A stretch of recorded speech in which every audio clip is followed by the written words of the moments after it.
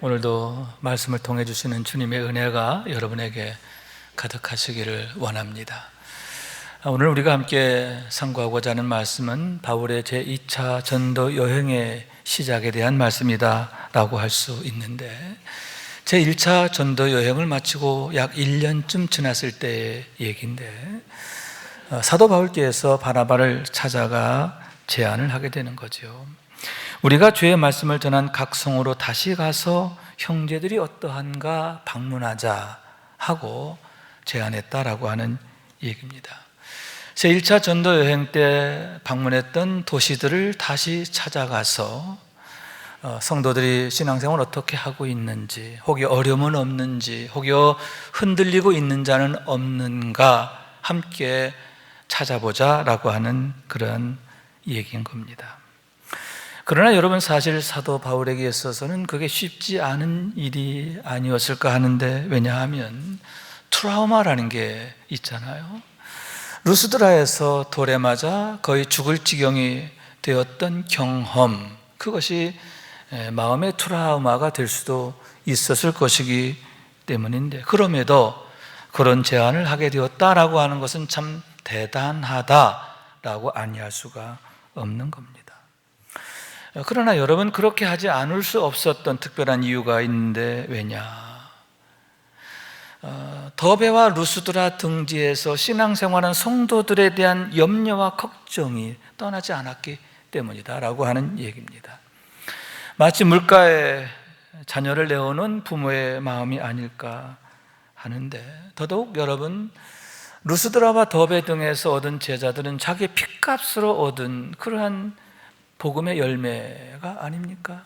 마치 내 배 아파서 낳은 자녀와 같은 그런 마음이었기 때문에 늘 간절하고 또 염려하고 걱정하게 되었고, 그와 같이 그들을 찾지 않을 수 없었다라고 하는 말씀인 겁니다.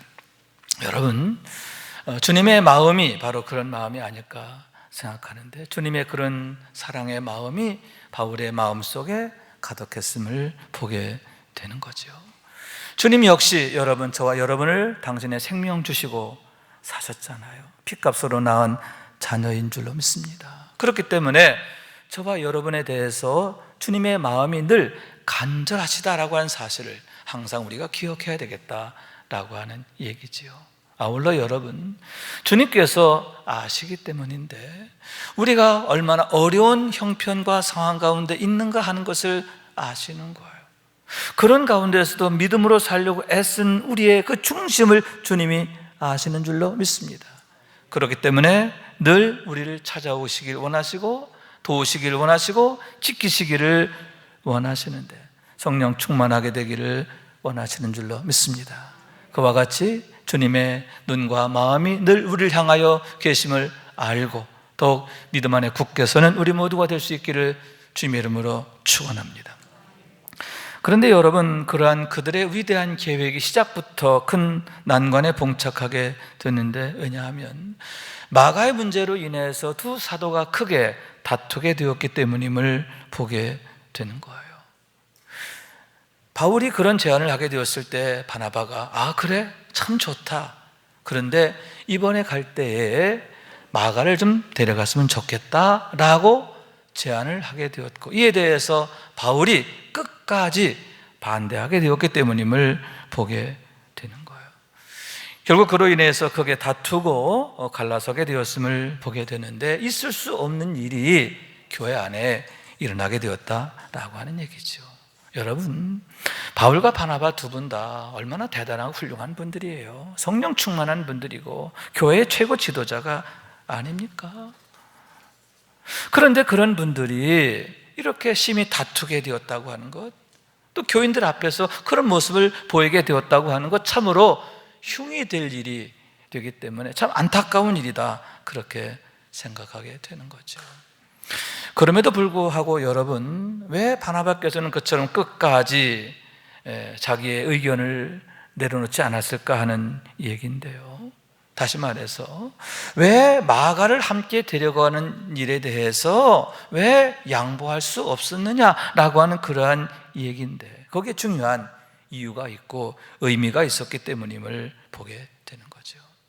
다시 말해서 근본의 기회가 마가를 다시 일으켜 세울 수 있는, 마가를 다시 살릴 수 있는 그런 절호의 기회이기 때문에 놓칠 수 없었다라고 하는 거죠. 마가를 다시 일으켜 세울 최고의 기회이기 때문에 바나바로서는 놓을 수가 없었다, 양보할 수 없었다라고 하는 그러한 말씀인 거죠. 당시 마가는 큰 낙심과 좌절 가운데 빠져 있었는데요, 지난번 제1차 전도 여행에 따라 나갔다가 도중에 낙오하게 됨으로 인해서 그가 심각한 좌절을 겪고 있었다라고 하는 얘기입니다. 사도행전 13장 13절의 말씀인데, 바울과 및 동행하는 사람들이 바보에서 배 타고 밤빌리에 있는 버가에 이르니 요한은 그들에게서 떠나 예루살렘으로 돌아가고, 이렇게 말하고 있는 거죠. 여기서 요한은 마가를 말하게 되는 겁니다. 본래 마가는 당시 교회에서 매우 촉망받는 젊은이였고 사도들의 희망이 되었던 그런 젊은이에요.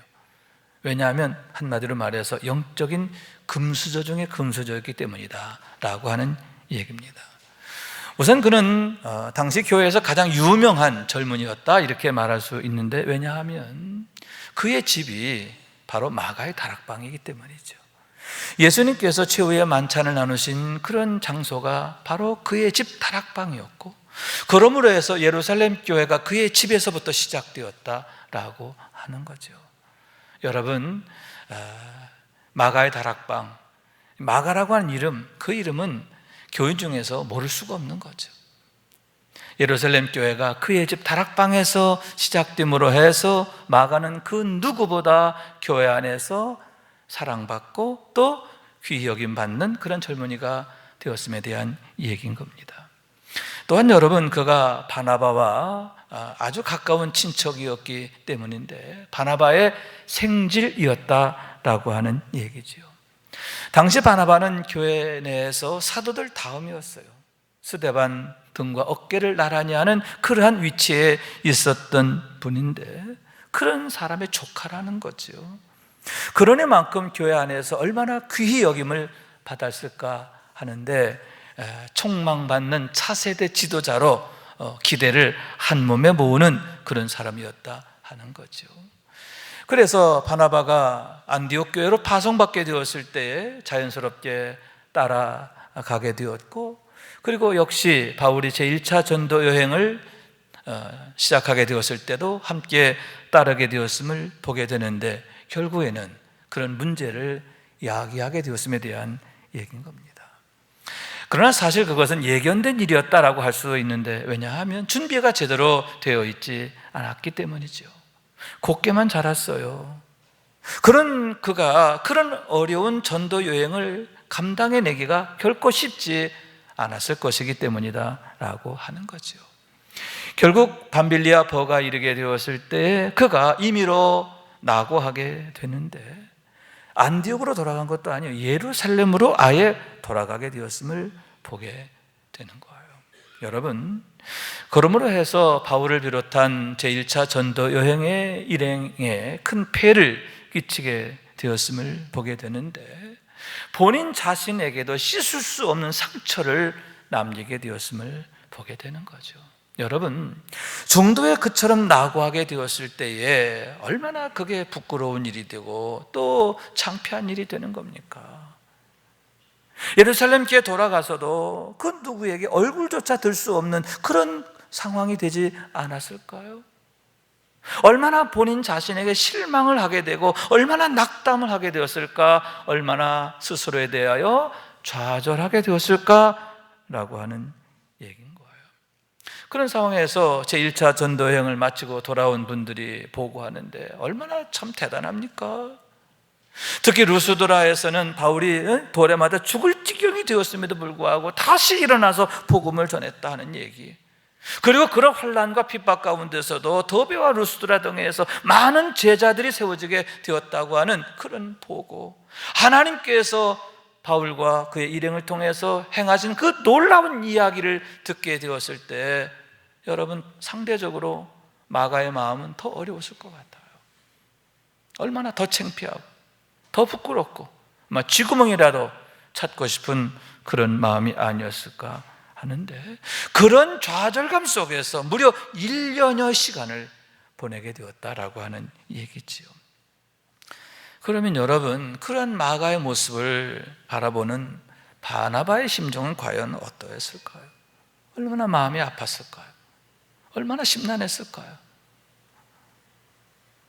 혹여 마가의 저런 좌절이 나 때문은 아닌가, 내가 저를 더 잘 돌보지 않아서 그렇게 된 것은 아닌가 생각하며 자책하지 않았을까 하는데, 마가를 위해 기도할 때마다 눈물이 마르지 않았을 거다 하는 그런 얘기죠. 그러니만큼 마가가 다시 회복되기를 얼마나 간절히 바랬을까. 바나바의 마음이 늘 마가로 인하여 문드러져 있을 것이 아닌가 하는 얘기인 거죠. 그러나 그것은 마가가 단순히 생질이기 때문만이 아니라 본래 마가가 그런 사람이었기 때문인데, 성경에 말하기를 바나바는 착한 사람이요 성령과 믿음이 충만한 사람이라 이렇게 말하고 있는 거죠. 본래 주님의 긍휼의 마음을 그 누구보다 많이 품고 있던 사람이 바로 바나바였기 때문이다 라고 하는 거죠. 여러분, 주님의 마음이 바로 그와 같음을 믿으시기 바랍니다. 그렇기 때문에 우리들 역시 혹여 마가처럼 그렇게 넘어지고 좌절하게 될 때, 여러분, 우리로 인하여 애통하시는 주님이신 것을 믿으시기 바랍니다. 주님의 눈에 눈물이 마르지 않는다는 거예요. 마치 탕자를 기다리는 그 아버지의 모습이 우리 주님의 모습인데, 당신의 생명까지 내어주시는 사랑, 끝까지 사랑이시기 때문인 줄로 믿습니다. 여러분, 항상 그와 같은 사랑으로 우리를 찾으시고 우리를 기다리시고 또 우리가 회복되기를 원하시는 주님의 마음이신 것을 믿으시기 바랍니다. 그렇기 때문에 여러분, 바나바는 여러분 마가를 함께 데려갈 생각을 갖게 되었다라고 하는 얘기인데요. 왜냐하면 마가를 다시 일으켜 세울 수 있는 절호의 기회다, 최선의 방법이다 라고 하는 확신이 있었기 때문이다 라고 하는 거죠. 더구나 여러분, 지난 1년 동안 마가가 많이 달라져 있는 거죠. 전에 그 마가가 아니에요. 그 천방지축 마가가 아니라 이제는 매우 단단해지고 매우 성숙해가는 그런 마가의 모습을 보게 되었고, 이젠 될 것 같다.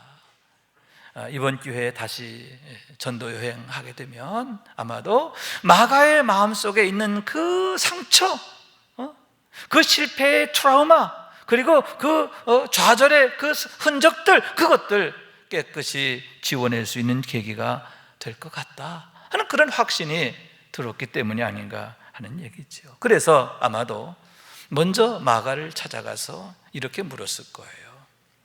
여보게, 이번에 다시금 지난번에 갔던 도시들을 찾아갈 거고 그곳에 제자들을 방문할 거야.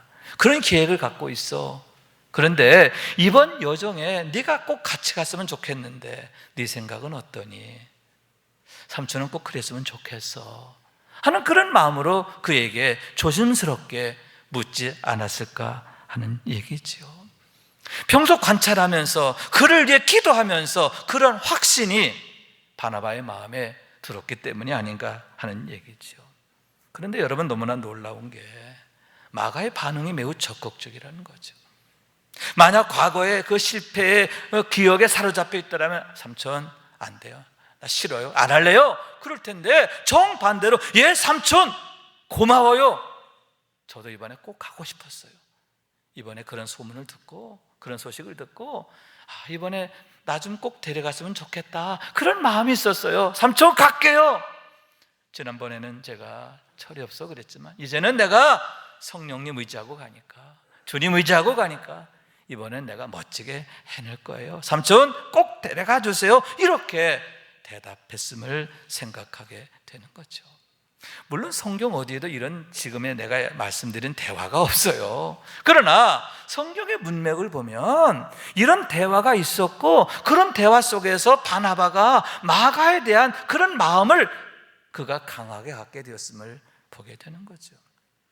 왜 그렇게 바나바가 마가를 데려가려고 애썼을까? 그리고 바울이 그렇게 끝까지 반대했음에도 불구하고 마가에 대해서 포기할 수 없었는가, 그 이유를 바로 거기에서 생각하게 되는 거예요. 또한 여러분, 그것이 마가에게 너무나 가장 좋은 일이 될 것이기 때문인데요. 왜냐하면 바나바는 그 누구보다 복음의 능력과 비밀을 아는 사람이에요. 그 복음으로 인하여 나타나는 놀라운 능력을 그가 누구보다 뜨겁게 경험한 사람이기 때문이라고 하는 거죠. 그렇기 때문에 가장 가치 있고 보람되고 복된 일이다 하는 것. 자기가 사랑하는 마가가 그런 복된 일, 가치 있는 일, 그런 정말 아름다운 일에 헌신하고 충성하게 되기를 원했기 때문이다 하는 얘기지요. 여러분, 그렇습니다. 복음의 능력이 그렇게 귀하기 때문인 줄로 믿습니다. 생명을 살리는 일이잖아요. 죄와 사망에서 구원하는 일이잖아요. 그래서 하나님의 축복 안에, 생명 안에 사는 가장 복된 일이기 때문에 천사도 흠모할 일이기 때문이다라고 하는 말씀인 거예요. 예수님의 비유 가운데 어리석은 부자에 대한 얘기가 있습니다. 그가 스스로에게 이렇게 말하는 거예요. 또 이르되 내가 이렇게 하리라. 내 곡간을 헐고 더 크게 짓고 내 모든 곡식과 물건을 거기 쌓아두리라.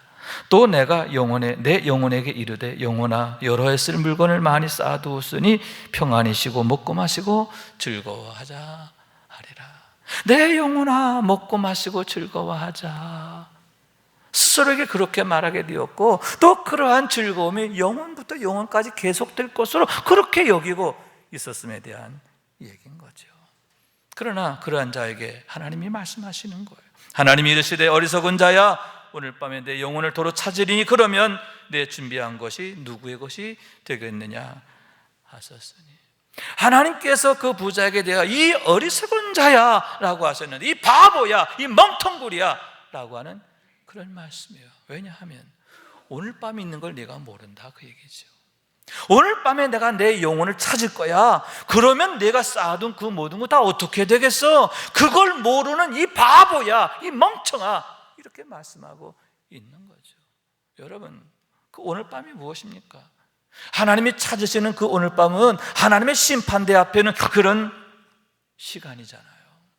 하나님의 심판대 앞에 서게 되고 영원한 멸망에 던져지는 그러한 순간이 되는데, 여러분, 그 멸망이 무엇냐? 주께서 말씀하시기를 거기에서는 구더기도 죽지 않고 불도 꺼지지 아니하니라 말씀하는 것. 그와 더불어서 사람마다 불로서 소금 치듯함을 받으리라 이렇게 말씀하고 있는데, 영원히 그 멸망의 화에서 벗어나지 못하게 된다라고 하는 얘기인 거죠. 왜 성령께서 바나바와 사울을 따로 세우라 하셨고, 왜 주님께서는 당신의 생명을 주셔서 만인의 대속물이 되게 하셨고, 그리고 한 영혼 한 영혼 주께 돌아올 때마다 천사들과 함께 그렇게 기뻐하셨느냐? 왜 바나바께서는 그처럼 마가가 복음 전하는 일에 헌신하기를 그렇게 원했느냐? 그 이유가 바로 거기에 있는데, 생명 얻는 게 이렇게 귀하다는 거죠. 구원받는 게 이렇게 귀한 거예요. 그런데 생명 얻는 것이, 구원받는 것이 오직 복음으로 말미암기 때문임을 그가 분명히 알았기 때문이다 라고 하는 말씀인 거죠. 그런 의미에서 여러분, 오늘의 바나바의 모습은 마치 엠마오 도상의 두 제자를 찾아가신 부활의 주님, 그리고 이른 새벽 갈릴리 호숫가로 베드로를 찾아가시는 주님의 모습을 생각하게 되는데, 여러분, 마찬가지로 저와 여러분을 찾으시는 주님의 모습이다라고 하는 얘기죠. 저와 여러분을 찾으신다고 하는 거예요. 그 귀한 일을 위해서, 그 복된 일을 위해서 우리를 찾으시는 것을 믿으시기 바랍니다. 그렇기 때문에 여러분, 우리가 손을 내밀어 주님께 나아가게 되면 주님은 우리의 손 결코 놓지 않으시는 것을 믿으시기 바랍니다. 그리고 그 손을 이끌어 당신의 길을 함께 걷게 하시는데, 생명의 길, 사랑의 길, 가장 복된 길을 걷게 하신다라고 하는 얘기죠. 여러분, 결국 마가가 그 길을 가장 아름답게 걷게 되는 게 아닙니까? 여러분, 그와 같이 우리들도 그 복된 길, 주님께서 이끌어 가시는 주님의 길을 함께 당당히 걸어가는 우리 모두가 될 수 있기를 주님의 이름으로 축원합니다. 그런데 여러분, 다시 말씀드리지만 바울은 끝까지 반대하게 되는데요. 그렇게 바나바가 간절히 부탁하고 그랬지만 바울은 끝까지 반대하게 되었다라고 하는 거죠. 이유가 뭘까? 마가의 지난 잘못을 결코 용납할 수가 없었기 때문이다 라고 하는 얘기죠. 지난번에 낙오한 일, 일행을 떠나서 예루살렘으로 돌아간 그 일은 하나님의 소명과 사명을 저버린 일일 뿐만 아니라 복음 전하는 일을 방해하는 일이 되었기 때문에 그러한 그의 과오를 결코 용납할 수가 없었다라고 하는 얘기죠. 더군다나 여러분, 마가의 그런 철없는 행동은 리더인 바나바에게 큰 폐해를 끼치고 또 리더인 바나바의 리더십을 무너뜨리는 그런 일이 되었음을 보게 되는데, 그런 정황을 보여주는 게 사도행전 13장 13절의 말씀이에요. 거기 보면 바울과 및 동행하는 사람들이 이렇게 기록하고 있는 거죠. 여기 바나바 이름이 없어요. 그 전까지는 바나바와 사울이었어요. 바나바와 바울이었어요. 그런데 그때로부터는 어떻게 바울과 바나바로 순서가 바뀌는 거죠. 제1차 전도여행의 팀원의 일행의 구심점이 바나바에서 바울로 옮겨지게 되었다라고 하는 얘기죠. 이유가 뭘까 할 때 거기에는 바울이 바나바보다 더 앞장서고 열심히였기 때문이다, 이렇게 볼 수도 있지만 가만히 들여다보면 그것만이 아니라는 거죠. 바나바의 리더십이 흔들린 거예요. 리더십이 무너진 거예요. 그리고 거기에는 마가의 바로 그와 같은 낙오가 결정적 요인이 되었음을 생각하게 되는 거예요. 왜 굳이 누가가 이런 내용을 기록하게 되었을까 하는데, 후대 사람들로 하여금 왜 그처럼 바울이 끝까지 마가를 함께 데려가는 것을 반대하게 되었는가 하는 것을 이해하게 하려고 아마 그렇게 기록한 것이 아닌가 생각하게 되는 거죠. 그러나 여러분, 그런 가운데서도 참으로 다양하고 고무적인 것은 그렇게 서로 다투고 또 갈라서는 지경까지 되었지만 그들이 그 일을 포기하지 않았다라고 하는 거죠. 대개의 경우 그런 상황이 되면 여러분 아예 접어버리는 거잖아요. 그럼 관둡시다 하고 주저앉을 수도 있는 거예요. 그러나 그렇게 하지 않았다라고 하는 얘기인데, 처음에 그들의 계획을 엎어버리지 않고 어떻게 해요? 오히려 더욱 분발해서 비록 서로 나누어 가게 되었지만 제2차 전도 여행을 시작하게 되었고, 그러므로 해서 새로운 선교의 지평이 열리는 그런 일이 되었음을 보게 되는 거죠.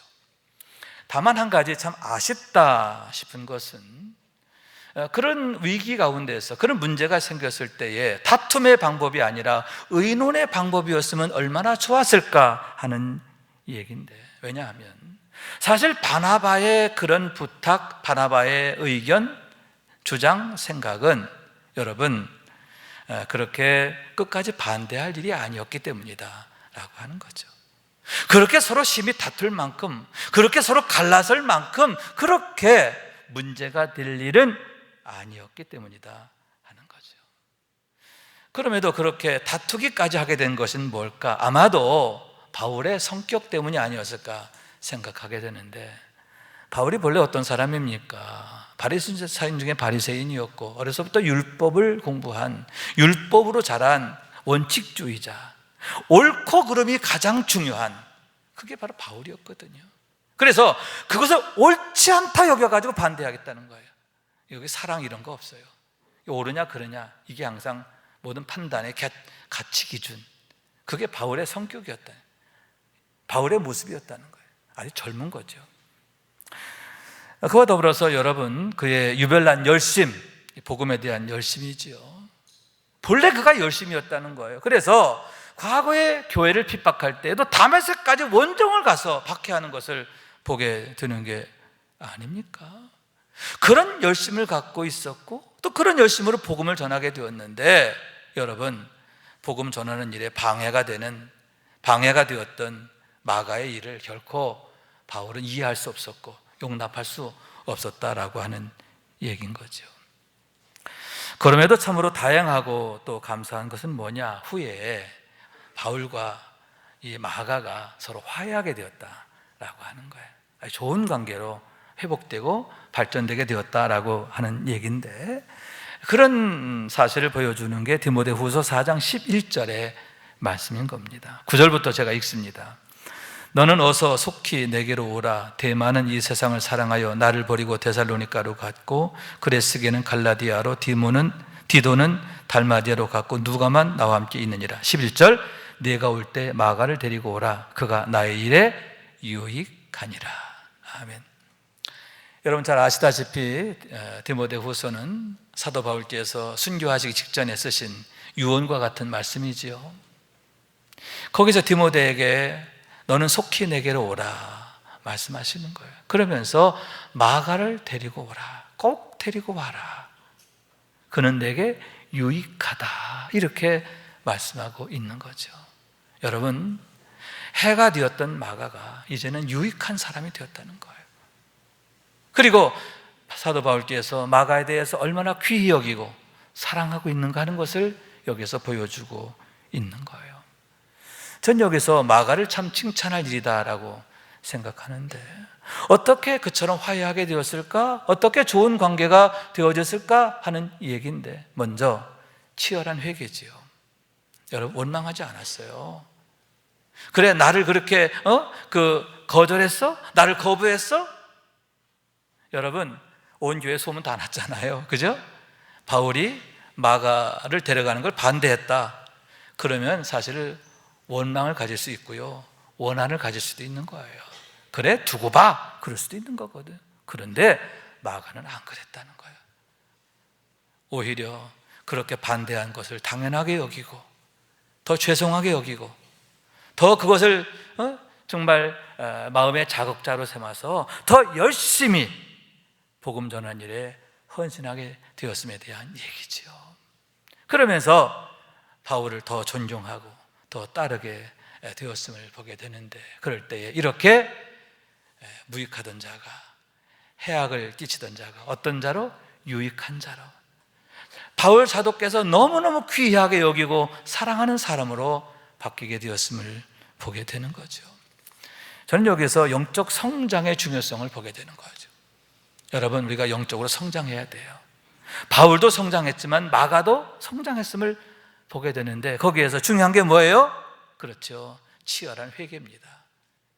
자신의 실패를 거울 삼아서 더욱 믿음으로 도약해 나가는 것이라, 이렇게 말씀드릴 수가 있는 거죠. 육적인 사람에서 영적인 사람으로 성장해야 하는 줄로 믿습니다. 여러분, 우리도 역시 영적으로 성장해야 되는 줄로 믿습니다. 우리가 자꾸 배워야 돼요. 그래서 우리가 온전한 하나님의 사람을 이루어갈 때, 여러분, 영적 수준의 삶을 살게 되는 거예요. 영적으로 성장해야 그 성장한 만큼의 영적인 삶을 살게 된다라고 하는 얘기죠. 더욱 수준 높은 영적인 삶을 살아가는 우리 모두가 될 수 있길 주님의 이름으로 축원합니다. 39절에서 41절까지 말씀 우리 함께 읽습니다. 시작. 서로 심히 다투어 피차 갈라서니 바나바는 마가를 데리고 배 타고 구브로로 가고, 바울은 실라를 택한 후에 형제들에게 주의 은혜의 부탁함을 받고 떠나 수리아와 길리기아로 다니며 교회들을 견고하게 하니라. 아멘. 자, 서로 따로따로 두 파트로 나누어 갔다는 얘기죠. 그죠? 바나바는 마가와 함께 배 타고 구브로로 갔고, 바울은 신라를 택하여 어디로? 수리아와 갈리아리아 지방으로 가면서 교회를 견고하게 했다라고 하는 말씀인 거예요. 자, 여기서 보게 되는 게 뭐냐? 심히 다투었어요. 그럼에도 어떻게 했느냐? 세우심을 받은 자로서의 자기의 본분과 자리를 떠나지 않았다라고 하는 거죠. 대개 이런 다툼이 생기면 그냥 포기하거나 아주 그냥 판을 깨버리거나 그럴 수 있어요. 안 그랬다는 거예요. 오히려 어떻게 했어요? 세움받은 자로서의 자기의 본분, 자기 자리 오히려 더욱 힘을 다하여 지키게 되었음을 보게 되는 거죠. 그랬을 때 여러분, 그런 위기를 넘어서 새로운 영적 차원을 열어가게 되었음을 보게 되는 거예요. 그렇습니다. 여러분, 세움받은 자로서의 자리 지켜야 돼요. 때때로 우리들 역시 흔들릴 때가 있어요. 넘어질 때가 있어요. 다툼이 생길 때가 있어요.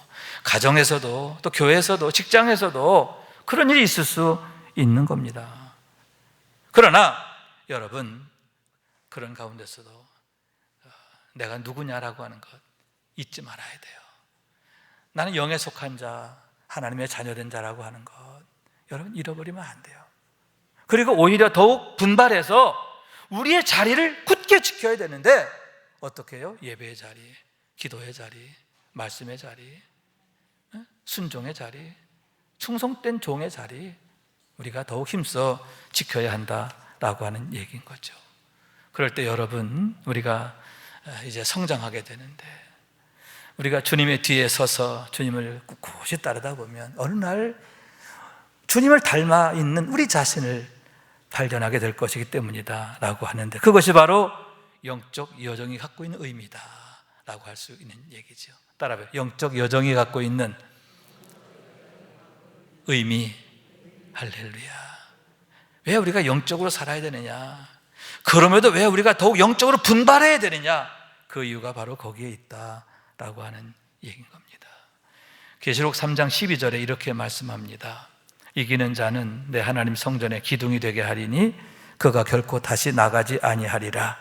내가 하나님의 이름과 하나님의 성 곧 하늘에서 내 하나님께로부터 내려오는 새 예루살렘의 이름과 나의 새 이름을 그의 위에 기록하리라.